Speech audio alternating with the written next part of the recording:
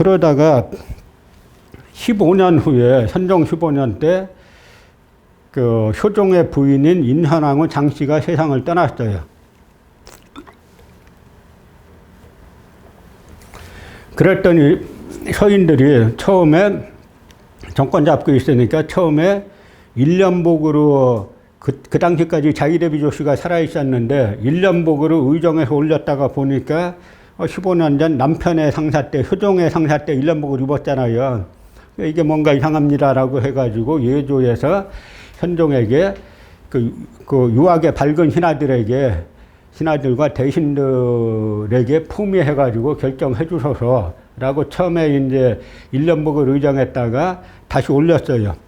그러니까 이제 이 현종이 대신들 불러서 얘기하니까 9개월복이 맞습니다. 9개월복은 대공복이라고 합니다. 9개월복이 맞습니다. 라고 하니까 현종이 9개월복으로 통과시켜가지고 9개월복을 입었어요. 그런데 대구에 사는 유생 도신증이라는 인물이 있는데, 나 이제 환갑이 된 인물인데 유생이죠. 이 유생이 대구에서부터 걸어서 서울까지 올라와가지고 상소문을 제출하는데, 당시 상소문을 제출하려면 흉정원에서 받아들이는 봉입 절차가 있는데 그걸 계속 거부하는 거예요. 상소문 읽어보고.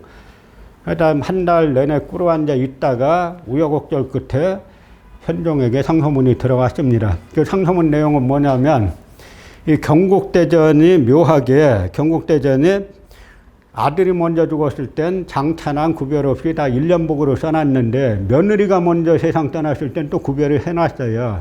원래 예법이 큰 며느리, 장자부가 세상 떠나면은 1년복을 입게 돼 있고, 부모가, 시부모가, 그 다음에 차자부, 둘째 며느리 이하가 세상을 떠나면 9개월복을 입게 돼 있어요. 근데 딱 그렇게 경국대전에는 며느리가 먼저 세상 떠났을 땐 딱 구별을 해놨어요. 그러니까 이 도신증이 분명히 15년 전에는 국제에 의해서, 경국대전에 의해서 했다라고 했습니다. 근데 지금 9개월복은 어디서 나왔습니까? 이거 국모를 갖다가 둘째 며느리 대접한 거 아닙니까? 라고 하니까 이제 현종이 딱 깨닫고 대신들을 불러 모았죠. 모아가지고, 자, 이 9개월복을 의정했는데 이거 어디서 나온 거냐? 고려냐? 국제냐? 라고 하니까 우물쭈물하죠. 그러니까 이제 나가서 다시 의정해갖고 와라. 라고 하니까 신하들이 시간을 좀 주십시오 하니까 현종이 안 된다. 오늘 중으로 해와라. 그게 왜냐면 송시열은 조정에 있지 않아요. 저 회덕, 충청도 회덕에 가 있는데, 거기에 가 있으면 영의정이 사람을 보냅니다. 보내가지고, 자, 요즘 기본소득 논의가 한참인데 이거 할까요 말까요? 송시열이 하지 마. 그러면 당론으로 거부하고, 송시열이 해. 그럼 당론으로 하는 겁니다. 왕 위에 있는 거죠. 현종도 다 알아요. 그러니까 시간 주면은 송시열한테 그 회덕에 사람 보내갖고 물어봐가지고 결정할 거니까 오늘 중으로 해와라. 오늘 왔어요. 했나? 예. 얼마냐? 9개월복입니다. 그러니까 근거가 뭔데? 그러니까 장황하게 얘기하죠. 원래 제가 쓴 책들은 장황하지 않아. 논리가 뚜렷해요. 식민사학하는 사람들은 논리가 앞뒤 안 맞는 거 장황하게 이야기하는 거죠. 다시 와라. 다시 왔어요. 했나? 예. 뭐냐? 예. 9개월복입니다. 그러니까 경들이 15년 전에 기념복, 우리 선대왕 상사 때 1년복을 입은 거는 국제라 그러지 않았느냐. 그래서 지금 상사를, 내 어머니 세상 떠난 이 상사를 국제에 대비하면 뭐냐. 그럼 1년복이옵니다만, 그런데 왜 9개월복이야. 그 당시도 고래를 써가지고 어쩌저쩌 말이 복잡해지니까 현종이 뭐라 그러냐면, 경들이 선왕의 은혜를 그렇게 두텁게 입고도 선왕에게 이토록 박하게 하면서 누구에게 그토록 후하게 하고자 하는 것이냐. 누구는 바로 송시열이죠. 그래서 현종이 정권을 서인에서 남인으로 갈아치우는 와중에 갑자기 또 현종이 세상을 떠나요. 그래서 제가 조선왕 독살 사건이라는 책을 썼지 않습니까? 그 책이 그냥 쓴 게 아니라 인조반정 이후에 그 조선 초에는 세조 휴양대군의 쿠데타 이후에, 그 다음에 그 조선 후기에는 인조반정 이후에 거대 이 여당과 권력이 약한 임금이 충돌을 향해서 달려가다가 임금이 딱 죽어주는 사건이 계속 반복되는 거예요. 현혜자가 죽었죠. 효종이 갑자기 송시열과 대립하다 갑자기 죽었죠. 현종이 죽었죠. 그 다음에 이 사도혜자가 그렇게 또 죽죠. 고종이 독달설 속에 죽죠. 그 다음에 순조가 자기 아들 효명세자 내세웠다가 또 갑자기 또 죽죠. 이게 계속 반복되는 게 계속 반복되면서 정권은 서인 노론에게 넘어가는 게 패턴이기 때문에 제가 이제 조선왕 독달 사건이라는 책을 썼는데 이때는 또 소동이 벌어진 게 그리고 나서 이제 아주 14살짜리 숙종이 즉위하는데 그 파란 많은 이제 숙종 시대가 열리는데요. 그 사신이 청나라에 갔어요. 청나라에 가서 이제 통보를 하니까 청나라 황제가 또 죽었냐 이거죠. 몇 살이냐? 예, 32살입니다. 그 전왕은 몇 살에 죽었나? 예, 40에 죽었습니다. 그때 이제 청나라 황제가 너희 나라는 군약 신강이라 임금이 약하고 신하가 강해서 그 다음 말이 중요해요. 임금이 고생이 많다 그랬으면 그건 별거 아닌 말이에요. 백성들이 고생이 많다 그렇게 말하죠. 그 말에 이제 만주족이 이 한족보다 인구 비율로 따지면 100분의 1도 안 돼요. 그 소수 가지고 200년 이상 청나라가 이 지탱한 배경이 거기에 있는 겁니다. 그래서 나중에 실제 그런 말을 청나라에서 했냐 안 했냐를 두고 막 나중에 통역관이 해양당하고 막 하는 사건이 이제 발생하는데요. 그러니까 제가 예전에 이런 얘기 하면은 사람들이 잘 이해를 못 했어요. 드라마 보면 어명이어 하면 끝나지 않습니까? 그리고 웃기는 얘기예요. 이 당시 조선임금은 지금 현재 대통령보다 훨씬 권한이 없어요. 첫째 인사권이 상당히 제약되어 있는데, 뭐, 시간 짧으니까, 뭐, 다음 기회에, 기회가 있으면 말씀드리도록 하고요. 어쨌든, 정권을 갈아치우는 와중에 세상을 현종이 떠나고 어린 이제 숙종이 즉위를 했습니다. 그런데 현종이 세상 떠나기 이제 직전에 어떤 일이 발생하냐면, 청나라에서 이제 3번의 난이란 게 발생해요.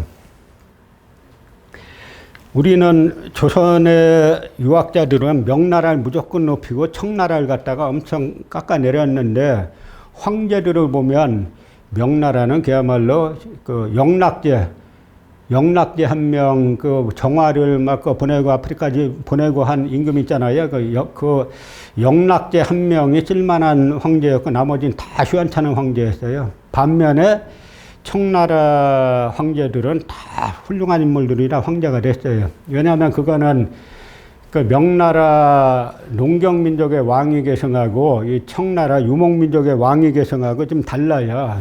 뭐냐면 농경민족은 무조건 장나무이지 않습니까? 근데 유목민족은 그게 아니에요. 특히 청나라 같은 경우는 자기네가 숫자가 적기 때문에 아주 황자들 중에서 베스트 오브 베스트가 돼야 되는 거예요. 그래서 장나무 선주의가 아니라 누구냐면 황제가 누구를 이제 태자를 삼았어요. 근데 태자 왕위 계승을 누가 하는지는 죽어봐야 하는데 황제가 그러면 어떻게 되어 있냐면은 자금성 가보시면은 이 광명정대라고 쓴 액자 있잖아요. 그 옥자 위에 거기에다가 왕위를 황제가 죽으면 세상 떠날 자기가 세상 떠나면 왕위를 이을 인물을 딱 써놔요. 그리고 한 분은 내부에다가 보관해 둡니다. 우리로 치면 2조죠. 그래서 두 개를 딱 맞춰 봐가지고 맞는 인물이 즉위로 하는 건데, 그거는 임금이 마음이 변하면 야 갖고 와 해가지고 바꿀 수 있잖아요. 그러니까 이제 청나라 같은 경우는 황자면은 누구나 이 황제가 될 가능성이 있는 거예요. 그래서 그런 경로를 거쳐가지고 청나라는 아주 이제 뛰어난 인물들이 계속 이제 왕이 됐는데, 그래서 이게 특히 이제 강희제 보면은 1654년생인데 왕이 오른 거는 1661년에 오르죠. 그러니까 5살 때 오르는 거예요. 그러다 처음에는 처음에는 그래서 이제 섭정을 받다가 나중에 주기하고 난 다음에는 뭐냐면 이 3번을 철폐하는 것을 갖다가 벽에 써놓는데 3번이 뭐냐면 아까 이제 5.3개가 청나라 군사하고 다 점령했잖아요. 그래서 이 만주족은, 만주는 가보시면 큰 더위가 없어요. 근데 중국 남방은 덥지 않습니까? 그래서 마지막 황제가 명나라 의종이 자기는 자결하면서 한 명을 선정해서 명나라 황위를 잇게 했는데, 이제 이 인물이 저 베트남 안남까지 도망갔는데 5.3개가 끝까지 거기까지 쫓아가서 죽였어요. 그러고 나니까 이 5.3개, 그 다음에 상지신, 경정총이 3명을 갖다가 3번에 왕으로 봉해가지고, 그 황제 밑에 왕으로 봉해서 지금의 뭐 광동성이라든지 사천성이라든지 복건성 이런 지역을 다스리게 한 겁니다. 그러니까 거기는 사실상 거의 자치국가 비슷하게 운영되고 있었죠. 그러다가 강희제가 친정을 하면서 이 3번을 갖다 철폐하려고 하는 겁니다. 그러니까 3번을 철폐하려고 하니까 이 3번이 이제 들고 일어나가지고 3번에 난이 발생하는데, 처음에는 이 3번 쪽이 우세했어요. 그래갖고 이 3번 이쪽 보면 아주 전역이다 이제 전쟁터로 바뀌게 되는데요.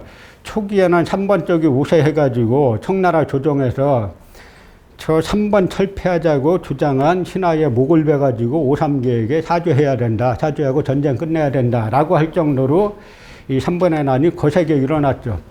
그러니까 이때 만약에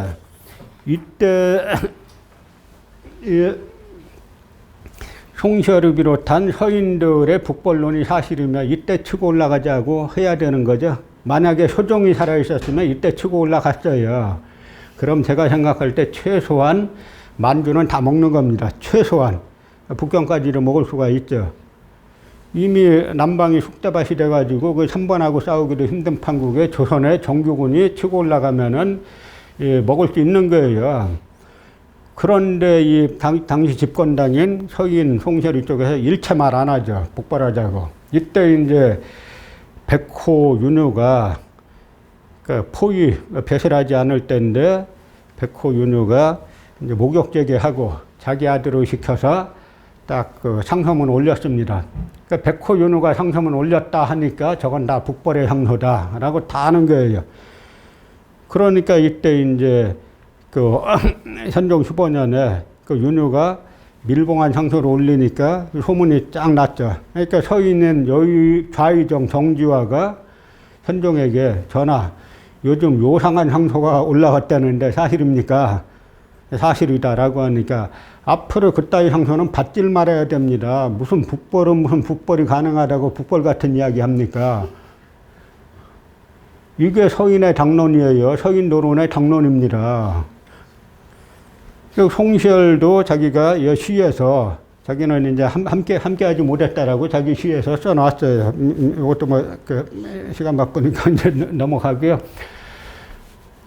그래서 이제 3번에 난 와중에 숙종이 즉위했죠. 숙종이 즉위했는데, 숙종이 14살 어린 나이지만 그 뒤에 이제 또 김석주라는 인물이 있었는데, 숙종이 어린 나이에 이제 선왕의 행장, 현종의 행장을 이단하, 대제학 이단하라는 인물에게 쓰게 했는데, 이단하가 누구냐면 송시열의 제자예요. 쓴 거 보니까 좀 숙종이 볼 때 시원찮아요.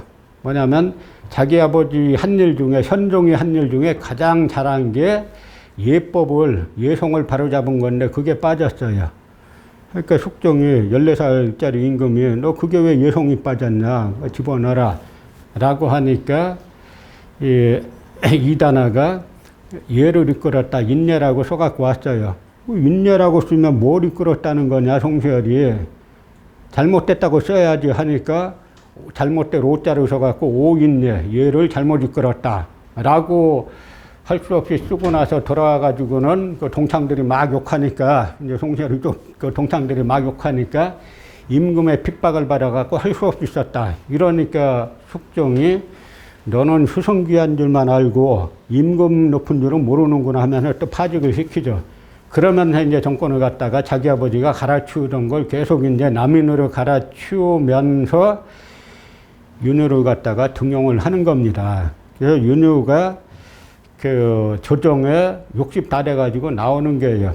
지금 나이하고 그 당시 나이하고 다른 겁니다. 어떤 의사들 말 들어보면 이 당시는 지금 나이에 옛날에는 지금 나이에 0.7 곱하면 맞다는 거죠. 그래서 이 당시 60이면은 거의 지금으로 치면 80 다 된 나이에 조정에 나온 거예요.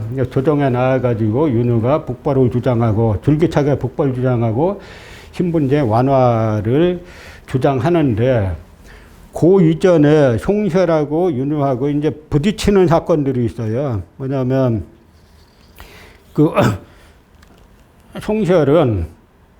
송설의 학문은 뭐냐면 천하의 많은 이치는 주자가 다 밝혀놨다.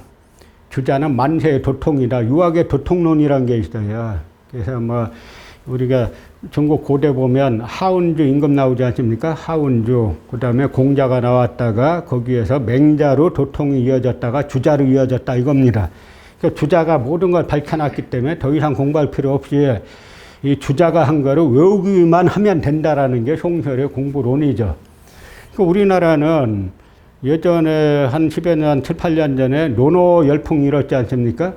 다 뭐 갖고 하냐면 주자 집주, 논어. 주자는 1200년에 세상 떠난 인물이에요.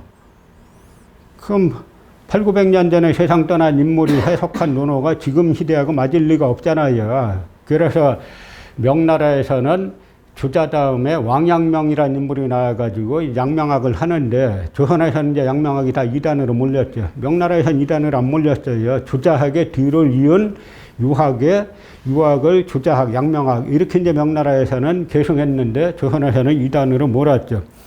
그런데 우리가 사서라고 하면은 논어맹자, 중용대학 이렇게 되지 않습니까?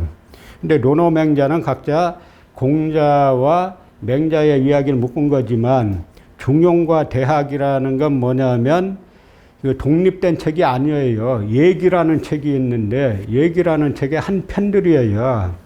근데 이 책을 갖다가 정자, 주자 이런 사람들이 그 책을 따로 독립시켜가지고 사서의 반열로 만든 겁니다. 왜 그러냐면 이게 당시 유교가 유학이 원래 유학이지 유교가 아니잖아요. 그 유학은 내세관이 없잖아요. 그 종교가 아니에요. 그런데 보니까 이 유학이 계속 그 중국에서는 도가한테 밀리고 불교한테 밀리고 하다 보니까 이 유가들이 이 유학을 종교 비스무리하게 만들어야 되겠다라고 하다 보니까 대학과 그 다음에 중용이 거기에 이제 맞게 되는 것, 그 교리 비슷하게 바꿀 수 있는 논리가 거기 있어요. 여기 이렇게 한 것처럼 뭐 이제 천명지 성, 하늘의 명을 받은 것이 성이고 뭐 이러니까 이게 종교교리 비슷하게 된 거죠. 그런데 주시가 논어맹자 중용대학에 다 집주를 해놨어요. 장과제로 구분하고 주석을 해놨는데 여기에 대해서 윤유가 공부해보니까 주의가 단 거에 문제가 조금 있어요. 그래서 자기 자신이 윤유가 이 주의하고 달리 장과제를 구분하고 자기가 주석을 달았어요. 그랬더니 송설이 찾아와가지고 주자는 만세의 도통이거늘 네가 어찌 주자의 주석을 없는 거로 돌리고 네 맘대로 주석을 달았냐 라고 하니까 백호윤우가 천하의 많은 이치를 어찌 주자 혼자 알고 나는 모른단 말입니까? 만약 주자가 다시 살아나면 내가 틀렸다고 하겠지만 이 자사가 다시 태어나면 내가 맞다고 할 겁니다. 자사가 누구냐면 공자의 손자이자 중용의 원저자예요. 학문하려면 이 정도 가야 되는 겁니다. 우리나라는 지금 학문이 뭐 된 게 다 외우기잖아요. 다 송설이 한 거. 아직까지도 논어집주 가지고 다 하니까. 그러다가 이제 이 문제를 두고 막 이제 조선에서 이제 많은 논쟁이 생겼는데요. 결국은 이제 윤유가 출사해가지고 여러 개혁 정치를 펼치다가 결국은 3번의 난이 숙종 6년 무렵에 가면은 청나라의 승리로 거의 귀결 지어지죠. 그러니까 이제 숙종이 이 북벌을 주장하는 남인들을 계속 남인들에게 정권을 줬다가는 청나라에서 나에게 책임 추궁할 거 아니냐라고 해가지고 정권을 남인에서 서인으로 바꿔치우는데 이게 이제 경신환국인데요. 제가 공부할 때 보면 경신환국이라고 요즘은 많이 쓰는데 제가 처음 이 책 쓸 때만 해도 경신환국이라고 쓴 책 거의 없었어요. 다 경신대출척. 출척이 뭐냐면 소인배를 내쫓고 군자가 정권 잡는다. 이게 출척이에요. 그 앞에 대자까지 붙었죠. 그러니까 각 정당이 바뀌는 걸 갖다가 대출척 이렇게 표현하다가 제가 찾아보니까 환국이라는 말이 정권교체라는 중립적 용어예요. 그래서 제가 환국이라고 이제 바꾸면서 지금은 거의 다 이제 환국이라고 표현을 하는데요. 그 정권이 넘어갔어요. 서인으로. 그러니까 이 서인들이 백호윤회는 반드시 죽여야 된다. 라고 하는데 죽일 제목이 없어요. 이 조선이 어떻게 보면 지금보다 상당히 법치국가예요. 다 항목이 있어야 됩니다.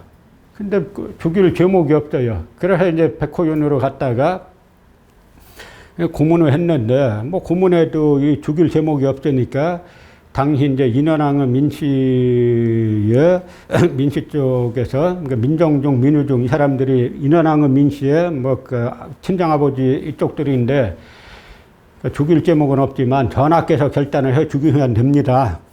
라고 해가지고 숙종이 사약을 내리죠. 그래서 이제 윤유가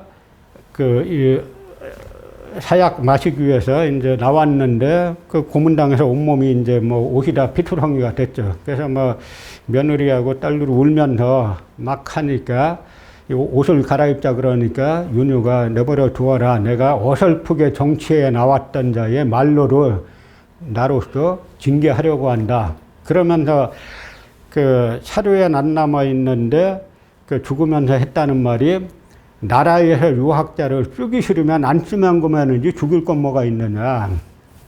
그러면서 이제 그 사약을 마셨다는 건데요. 만약에 백호윤유가 사약을 안 마시고 아직 사형당하지 않고 그냥 귀양 보냈으면은 백호윤유가 뭐 했겠어요? 공부했겠죠. 뭐 했겠어요? 그러면 지금 우리가 다산학이라고 불리는 것보다 제가 볼 때는 다산정약용은 상당히 모범생 스타일이에요. 근데 백호윤회는 거기에 조금 더 나간 분이기 때문에 많은 저서를 통해 가지고 백호학 이런 거를 만들 수가 있었을 텐데 이제 아쉽게 죽여버렸죠. 그리고 나서는 그 송자 전집이라고 있는데 이제 송시를 갖다가 뒤에 자자 써가지고 송자라고 한 거죠. 그 전집에 보면 송시열 그 제자들이 쓴 자기 스승하고 문답집이 있어요. 그 문답집에 송시열이 물어봅니다. 너희들 윤유가 왜 사형당한지 아느냐? 라고 하니까 뭐 이러고 저러고 말을 하죠. 그러니까 너 아직까지 학문이 부족하구나. 그러니까 한 제자가 주자를 능멸했기 때문에 사형당했습니까? 하니까 맞다. 바로 주자를 능멸했기 때문에 사형당한 거다. 그러니까 이후로는 주자학은 완전 도구마가 된 거예요. 주자학과 다른 사상을 이야기하면 다 사형당하는 거죠.